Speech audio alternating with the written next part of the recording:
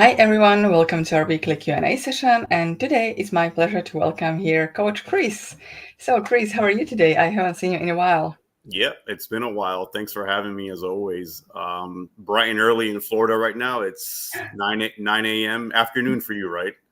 Yes, it's already 2 p.m. for me in the afternoon, so I'm a little bit in future. Yeah. And so I'm really curious, like how many people will get in today. But there are many parts of the world that are already awake and ready to watch our Q&A. So, but before we get any live questions, I have prepared a few that I have found on the channel, and we can answer those.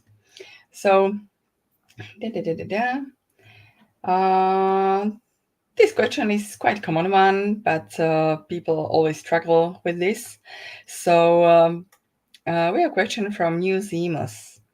I'm up at 2 or 3 a.m. every night, still, even though it doesn't bother me. I read for a while and go back to sleep without much thought about it. But yeah, still wake up every day, every night. I figure it will just get better on its own.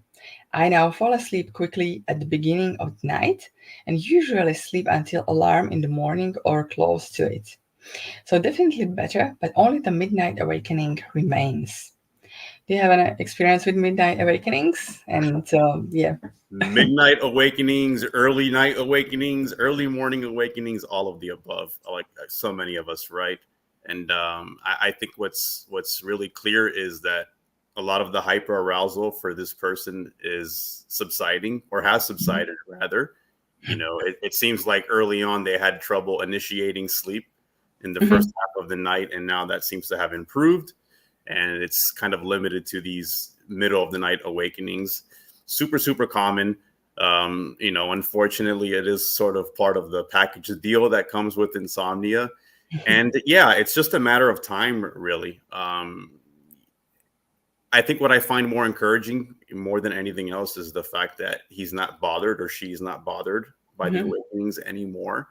And sometimes we can kind of get sort of confused by this, right? We're not bothered anymore. We're not anxious. We're not feeling really hyper aroused, but we're still waking up. Why is this still happening? And I think it's just important to understand that hyper arousal doesn't always mean, being highly anxious or distressed in any particular way. It can be sort of this automatic response based off of past conditioning, right? Where we sort of find ourselves awake, but we're not necessarily anxious. But again, it takes time because the brain has deemed wakefulness as something dangerous for a while. So we can sort of have this automatic response where we're still waking up, even though we're not actively anxious. I think it's just a matter of time, really. Keep befriending wakefulness as much as you can. Of course, doing things you enjoy, but you don't always have to. Just doing something that's more neutral is befriending wakefulness very much the same. What are your thoughts? Yeah, absolutely. I totally agree and had pretty much the same experience. And, even my befriending wakefulness has evolved. At first, when I knew nothing about like how to befriend wakefulness or what even insomnia is, I was all scared. I was afraid to get up from bed. I was just hoping the next moment would be I would fall asleep and I could spend like all night long like this. So once I started to learn and implement the teachings, I really enjoyed getting up from bed because I kind of wanted to have a break from the struggle, from trying to sleep, from like thinking about sleep. So I watched TV, I would read a book, I would even go out to my garden and I just had a little walk. But eventually, when I would wake up in the middle of the night, I just felt comfortable enough to rest. I didn't have this restlessness I wasn't tossing and turning. It was just pleasant to stay in bed and enjoy its coziness, and it was like a really really nice transition. And or better said, it was more natural for me to transition to sleep in this way. So from really being really scared to doing things that are very enjoyable, being very active at night, it can morph into just resting in bed, and this can change into sleeping through the night. But not inevitably, even if people don't sleep through the night, they still can feel great, refreshed the next day. And yeah, so this is my take on this topic. Awesome. And actually, we have quite a few questions already coming in, which Cool. is really nice. And the first question that we have is from Official SK. Hi, I had insomnia on and off, like had it in January, then March, then got better by myself watching your videos. Now it's happened again for 2 weeks now. I am taking CBD oil to go to sleep. The days I don't take CBD oil, I don't sleep. Please help. So, what do you think, Chris? Is Speed yeah. bumps, right? All too common in the realm of insomnia. I think it's worth kind of revisiting the past to see how or what it was that this person did or did not do to overcome insomnia in the past. And I would imagine that it probably took a lot of courage, abandoning the effort that so many of us make into trying to sleep, like taking CBD oil, for example, right? Mhm. Speed bumps are a normal occurrence. When we've had these periods of sort of dormancy where insomnia kind of it's been on the back burner for a while, our brains, our nervous systems can become quite concerned because, again, going back to the notion of wakefulness being a threat, when we're no longer entertaining that notion, our nervous system can kind of become jarred by that and like try to make meaning of it. What's happening? Why aren't we thinking about insomnia as much? And then we'll start getting more intrusive thoughts and we start feeling the fear again. And then we find ourselves in a speed bump. And I think where so many people sort of get stuck is when they make a lot of meaning out of these speed bumps, right? And they sort of respond to them almost exactly the same way as they responded to the insomnia when they first started having difficulties with sleep. And I think it's important to first understand that it's normal. It doesn't mean that anything is wrong or that you're doing something wrong. It just means that your nervous system is working quite well, right? It's just kind of confused. So it's just going back to the basics, really, and trusting the process and understanding that sleep is a passive process. It's just as natural to us as breathing. Nothing is required on our part to make it happen. And when we can understand that, then we can sort of let our guard down and engage less with it and try less, right? So, and going more to sleep efforts and the CBD oil, for example, we understand that, those things in and of themselves can't really produce sleep. It's more of how we think of them, right? And we can sort of create these placebo effects where we take something and just knowing that, or believing rather, that something is going to help us sleep, that in and of itself will reduce a lot of the anxiety and we will be able to sleep. And then when we don't have that sort of safety blanket the next night, then things kind of, go haywire sometimes for us. So as hard as it is, I would say courage is really necessary. Mhm. Trying to go without taking the CBD oil or whatever it is that somebody might be taking to sleep, and befriending wakefulness again as best as you can, and showing your brain that despite being uncomfortable and scared at night, you're safe. And despite feeling tired the next day, you can get through your days quite well most of the time.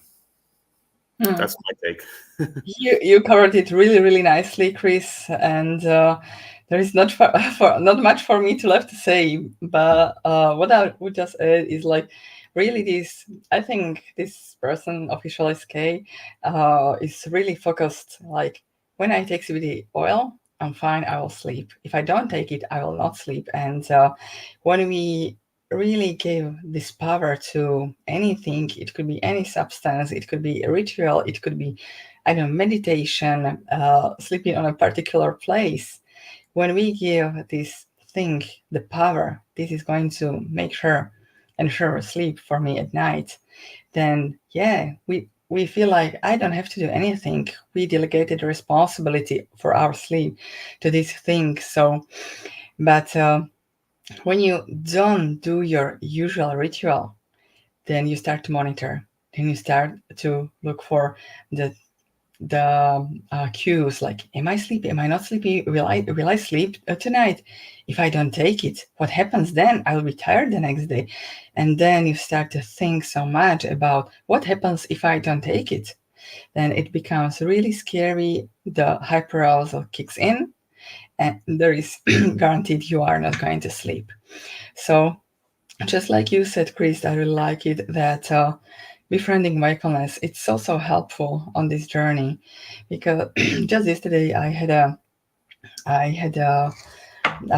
one-on-one with a client, and she said, and I told him about befriending wakefulness, because I will stay on this topic for a while, um, because he didn't understand, like, why would I do this? Why would I befriend wakefulness? But we need to understand that we are doing our best to avoid nighttime wakefulness, and to such an extent that it's almost like a phobia. We are doing everything to avoid it. So we can look at befriending wakefulness as an exposure therapy. Exposure therapy is really helpful in everyday psychotherapy to overcome the phobias of spiders, heights, whatever. So uh, if I like to use an example of overcoming fear of spiders. So when somebody is afraid of a spider, first, they need to get an education. Hey, this is a spider. It cannot hurt you. It is only ugly. It has 8 legs. And yeah. So in the next step, they maybe would show this person a picture of the spider. It is still not pleasant, but this person can handle it. In the third step, they would put a spider on a hand of this person. Still not nice, but they can handle it. And this is what we do here in the Sleep Coach School. We give people the education, and then we teach them it is not dangerous, it can't hurt you, but it's still unpleasant. But to befriend something, you don't have to like it, right? You can start with tolerating it, yeah. And you literally you befriend wakefulness step by step. You can. It's too much to ask from someone. Okay, I'm not afraid. I will befriend all wakefulness all night long. Just create moments, create nice moments for yourself, official SK or whoever is watching, in the middle of the night. Because with insomnia, we have many nights, we have many bad memories of nights we have struggled. So when we start to create new good memories, they start to slowly replace the bad memories, and the fear starts to dissolve. So I'll pause here. I hope we have covered your question. And cool. I think we can move on. And we have a question from Chloe. Hello. I feel sadness because the fear of not sleeping came back again after several months of very good sleep.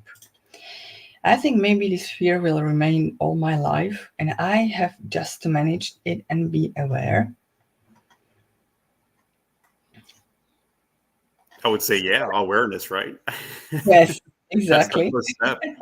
Being Right. aware, being aware of the process. I think for a lot of us, sort of redefining what recovery really means. We understand that, the mental hardwiring behind the creation of insomnia um, can make it very complicated to sort of get to that place where we want to be. And understanding the path is nonlinear, and there are going to be ups and downs. It certainly ebbs and flows. So I think when we're aware of that, we're less prone to be highly reactive um, when we do find ourselves in a speed bump, and we can handle them with a lot more flexibility and grace. So it's okay to be sad. It's understandable. It's completely normal. I would say, if you have to, feel the emotion. Don't dismiss it. Don't try to change it for now. But just pick up where you left off, and it's not necessarily something that we have to deal with for life. I would say that we tend to get better at this, right? And with each speed bump, we handle it easier. And when we start to do that and we receive it in a more gentle way, eventually they come less frequently, and I'm sure you would agree they come less frequently. And when they do come, they're not as intense. They really Mhm. aren't. And it gets to a point where eventually it stops altogether, and it's a thing of the past. But it just takes time, and I can't stress that enough. Absolutely. Yeah, and it's this question, like what you said, Chloe. I think maybe this fear will remain all my life. If you don't do anything about it, it's possible, right? But with the education, with knowledge, with insight, and really facing the fear the way I was or we are talking all the time, and the way I explained about befriending wakefulness, how important this is, because with befriending wakefulness, we are facing the fear. We are looking literally straight into the eyes of what we are scared the most, Mm, being awake alone at night in the darkness, and the next day fatigue, how it affects us, how it affects our relationships, how it affects our work life, everything. But when we learn that even on minimum sleep, we can uh, work, we can function at work, we can uh, do well at home with our beloved ones, then with these small drops of hope, the fear will slowly dissolve. But it is a proactive attitude. You need to work actively on it. You always have a choice in a given moment. Yeah, when you feel sadness, it's a natural and automatic reaction from your brain. You can't do anything in the moment that you feel sad. But there are two options that people often do, or uh, either they add more struggle, more layer of sadness, of frustration, of being angry. I'm sad. Why is it? Why is it? Why is it come back? I don't want to be here. They are adding more and more resistance to it, not only to insomnia, but also the feelings that is coming with it. And unintentionally, they are basically prolonging the way or how long this emotion will stay with them. But if they allow this emotion, if you allow, Chloe, that you are sad, you just cover yourself under a duvet, make yourself a really nice cup of hot tea or chocolate, and just enjoy this moment and just be with this sadness. I'm sad, and this is okay. I'm safe. It is a normal human experience to feel sad. You are in this way, you are not adding more layers of fear, frustration, struggle. So it really stays only as long as it is necessary, right? And then it will leave. Next day or next moments, you might be somewhere else completely, right? So allow yourself to be sad. Work on on your fear, Chloe, and things will change for you. I love that. Just nurturing ourselves, right? Yes. Extending that self compassion towards ourselves. That's so necessary, but so difficult, right, for so many of us to do. Yeah, absolutely. And we often forget to do this. Right. Cool, cool. And we have a question from BK. Hi, I have had insomnia for 2 years. How can I emotionally let go of anxious thoughts? In my head, I know they make no sense, but I still feel the fear. It really hinders me from progressing. I can't fully let go. And when things go well, I instantly fear losing the great sleep again. Okay, so what are your thoughts, Chris? This is a common one, right? How do we address the upstairs anxiety that sort of brews in our minds? How do we work in a way that's counterproductive to recovery with our thoughts? And Mhm. I think for a lot of people, that's where they struggle most. It's that sort of mental tug of war, these unhelpful inner dialogues that we can become involved with, especially at night when we can't sleep. I think letting go of the anxiety, letting go of the struggle, it's not something that we can just decide to do from one day to another or that we can will ourselves to do. I think that just comes when we continue to have more and more experiences that teach us that we are safe, whether it's at night or during the day when we otherwise would have thought we weren't safe or we weren't okay, right? So, and it's important to understand that those thoughts are there for a reason. They come from a place in our mind that essentially is trying to keep us safe. So the important thing is to listen, right, and to be with Mhm. it. Talk so much about sitting with anxiety, Mhm.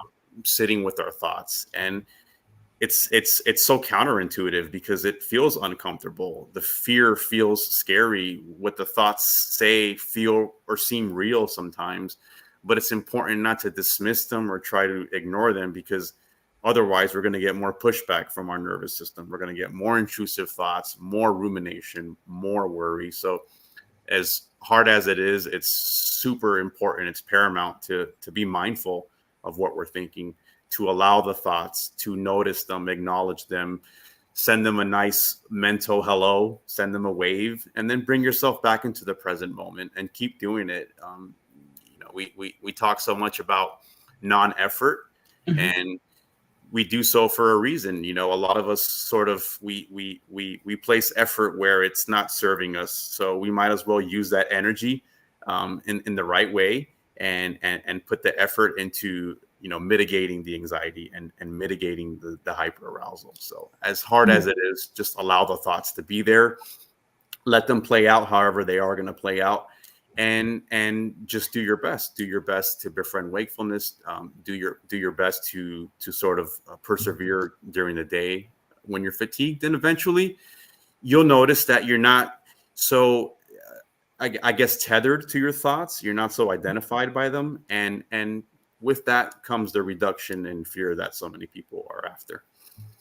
Yeah, absolutely. I don't have anything to add, Chris. Thank you so much for sharing. And I think we can answer this last question. And we have from Maxi Sense. Hi, Veronika. Thanks again. She's one of our students in the Insomnia Immunity Program. Nice. So thank you for posting a question. And I have a question. Throughout the journey and after cycles and cycles of befriending, do you guys experience a phase of stagnant, not getting better and not getting worse? I mean, typo, sorry, not getting better and not getting worse. Yeah, very common. The word is yours, Chris. Yeah, absolutely. I think everybody has experienced this, where you're not where you were in the beginning, but you're not where you want to be. And you kind of feel like you're stuck there and you're not making any progress. And I think naturally we that tends to be the new focus, and sort of hyperfixation for a lot of people. And that just means that there's still a little bit of residual fear left. And with that comes the overanalyzing, the problem solving.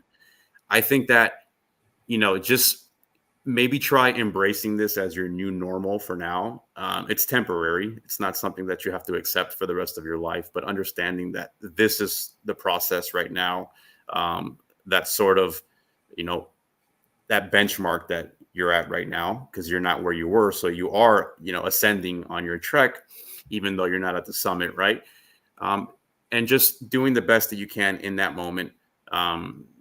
Again, going back to befriending wakefulness, persevering throughout the day, living our values, all these things are so important. And I think that, after a while, we just naturally tend to lose interest in whatever the narrative is at that moment or at that time. And, for this person, I think the narrative is just, I'm stuck. I'm not where I want to be, but, and I'm not where I was, but I'm here, and I'm still not, comfortable being here. And I think just with time, that's going to pass. That sort of that tendency to question why I'm here. What am I doing wrong? Right. Obviously, there's still some fear. There's still some hyper arousal, and it just takes time, really. Yeah, thank you so much for sharing. And I love, like you said at the beginning, that it's just a residual fear that is still left there, and some hyper focus that we are fixating ourselves on the fact that we are still not there where we want to be, but we are not really in the deep struggle when we were at the beginning. And I think really many people, all of them experience this kind of, like, when we hit the plateau of feeling like we are stuck. But you discovered it really nicely, Chris. I don't have much to add. Yeah, I think we just, she'll be able to move the needle again when she basically embraces this as this part of the process. It's this new normal, and with that, she'll see herself unstuck again and move into the next level. Absolutely. Like, I mean, there is no way your sleep would, or the way you experience things would be the same, like, I don't know, some time later, months, half a year later. It's you will experience it differently, because still our bodies are changing, we are exposing ourselves to new experiences, and with the new experiences, our body, our brain is gaining these new perspectives that that propel us forward in our Right. recovery. Cool. Exactly. Okay, so thank you so much for being here, Chris, for answering the questions. Thank you, everybody, for posting the questions, and I'll see you next time. Bye bye. Take care. Bye.